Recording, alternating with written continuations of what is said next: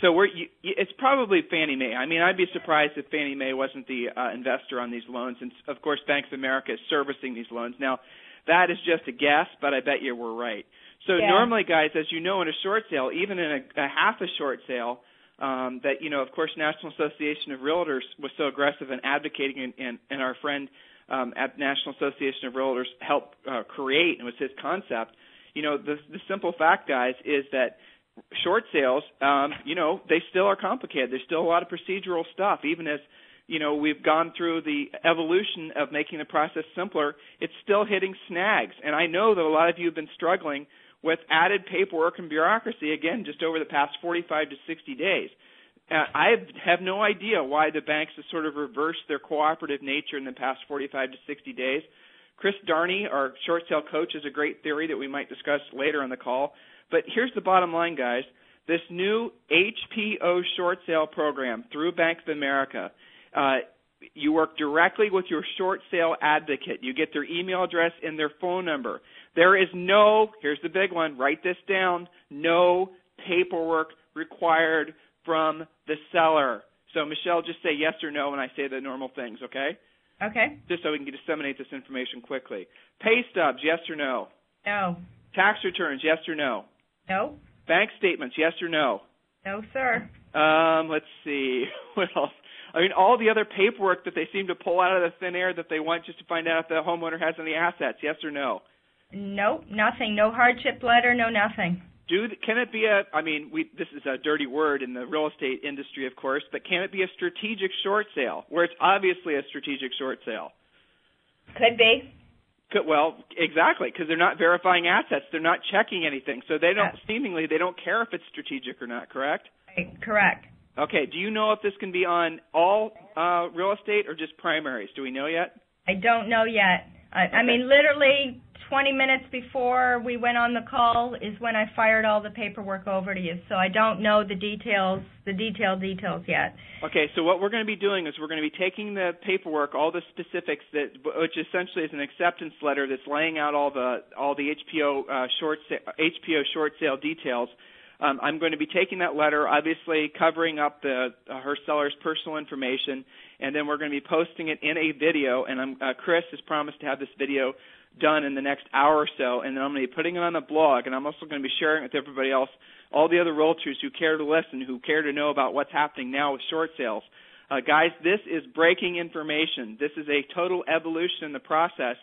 Our theory is that these are, again, Fannie Mae short sales, and this is a new Fannie Mae process, and what in essence is going to happen is Fannie Mae is saying, listen, you guys, as in the servicers, kind of had your time at trying to get the short sales closed faster, not doing it good enough, not doing it fast enough, and Bank of America is taking the leadership role and saying, listen, let's do this program. Let's just cut out all the Mickey Mouse, and let's just get these short sales closed. All right, so more details on the HPO Bank of America short sale program. Ms. McClintock, please.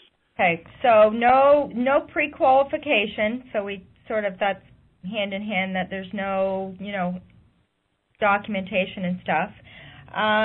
They are well, I guess I better stop. Let's go step by step. All I have to submit to our personal advocate is the documentation signed by the seller, the letter, which Tim has and will post, he said. The listing agreement for the property. This property was previously listed. We had to relist the property effective today. So okay, now let's stop there. That sounds confusing, okay? Let's give them the details. The property was originally listed for $169. The contract price was $164.5 or something, correct? Originally, a year ago, it was listed for $225, I think. Okay. It is now going to be listed for $165. Okay, $165. But that's also the contract price, correct? Correct. Okay, so there's something weird that Michelle and I haven't been able to figure out. Just full disclosure here, this is breaking news, and we haven't had a chance to pick through this yet. But one of the things that this HPO program required was that Michelle has a new listing contract signed with the listing price being the same price as the short sale contract. Okay, now that's something new. We can all, I guess why they're doing that. Doesn't matter. Just giving you the facts as we have them. Please proceed.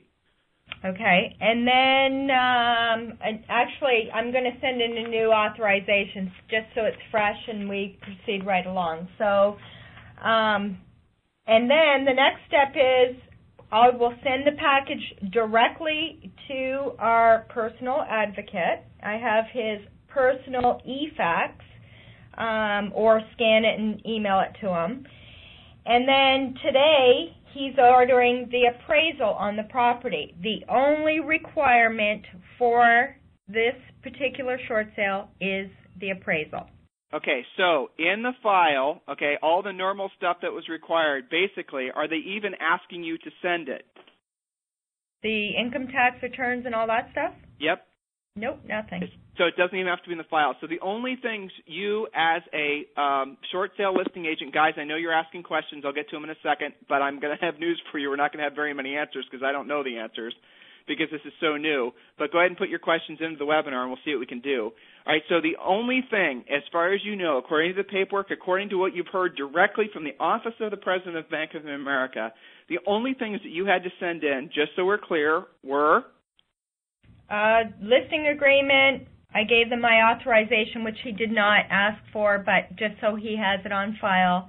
And the letter, I guess it is, or the agreement. Is that what we'd call that, Tim? Yeah, the sign-off where the seller signs off on wanting to participate in the HPO short sale program through Bank of America, which you sent me a copy of today, which I'll also post on the net so folks can read it.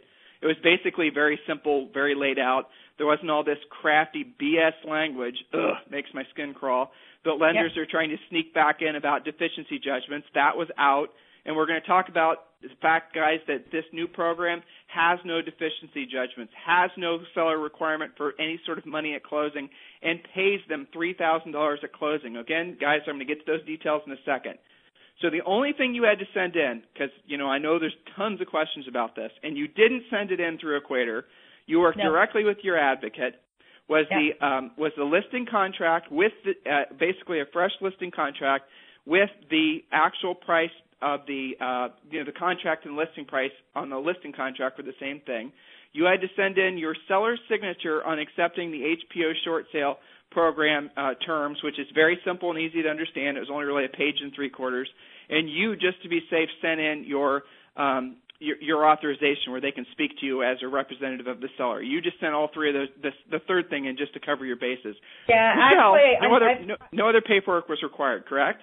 No. The only other thing that will go in, actually, or did go in, it's already gone, is the actual, in our particular case, we already have a contract. The contract in the HUD-1 is gone. So, but that necessarily wouldn't be the case if somebody did not have a contract on the property already. Okay, so now let's give them some more interesting information. You learned that, yes, they're going to do an appraisal, but it's just for the sake of stuffing the file, not that it's going to have any relevance necessarily on the actual acceptance of the short sale. What the heck does that mean? You don't know either, right?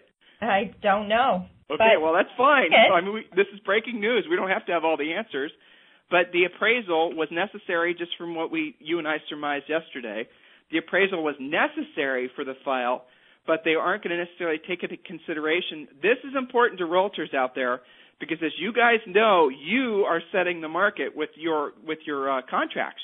You guys are often having, sometimes the BPO appraisal issue is muddying up your short sale sales because in many markets across the country, values, again, are dropping. A double dip is happening now, as we've been predicting for well over a year it would. So what's happening is that the comps that maybe a BPO agent or an appraiser would use are irrelevant because since those comps had closed, assuming they're using closed comps, the prices have dropped another 5 or 10% or whatever. So the Bank of America recognizes that. They are ordering an appraisal. It is going in the file, but they're, for the most part, going off the contract in terms of the actual value, correct? Right, definitely. This is definitely fair market value. It's not like we're trying to undermine or underhand Bank of America. This is where and we went back in last night and recomped the property. It is absolutely at fair market value. So on Equator where you're getting countered $10 or $15 or $20,000 higher when you're getting counters, this property absolutely is at fair market value. Okay, right. So we're making it clear that we don't want any monkey business played. And any of you guys need, well, I'll just throw this out there. Do not be trying to game any of these systems. Do not trying to be doing anything that's going to in any way be anywhere remotely resembling impropriety. Chris Darney, are you on the call? I am, Tim. I am. I'm blown away. I was reading through the letter and that, and I remember, Tim, and this goes back a little ways, but I think you and I were actually talking about Bank of America rolling out what we call, or what they called, their cooperative short sale program. And I think you and I kind of snickered, and we said, gosh, aren't we always trying to cooperate with them? Right. So this has kind of come to fruition, which I think really... I think the cooperative part in their own admonition was on from their perspective, not from the agents or the sellers, right? They're fine. Yeah. But here's the thing, though, Chris. I mean, you and your wife coach the short sale program, right? And so you're hearing these details. I'm sure you're having the same thoughts as we are with. Well, there goes about 1,000 usual problems realtors have with getting a short sale closed, right? I'll tell you what, this is absolutely exciting. I mean, this is beyond exciting. I'm looking at the letter just thinking, well, my goodness. I mean, I don't see any roadblocks. I don't see the typical gotcha language. Oh, absolutely. It's amazing. I'm kind of slapping myself in the face here. So this is great. This is wonderful news. Now, well, needless to say, our seller was very excited on the call, but needless to say, she also was quite comical because she kept having her little digs. Well, you know, you've already got all my information in your system. You know, we've had 6 contracts. We started at $225. You could have had $60,000 more. And she just she was very animated and comical on the call. So she was getting firsthand at this guy, you know, the fact that if you had cooperated a year ago, you'd have $60,000 more than what you actually have now, and now you're cooperating with me. I love the name of the program, Cooperative Short Sale. She was very good, a perfect candidate for them to sort of launch the program. So let's get into more details here. Now, on the second part of this letter, guys, and if you're watching the video, you can see the letter in the video. So the second part of this, and guys, the video is going to be made after this call, so for those of you who are typing in questions to the webinar asking where the video is, we're going to do that post-production of this call today. So it also said, again, no deficiency judgments, right?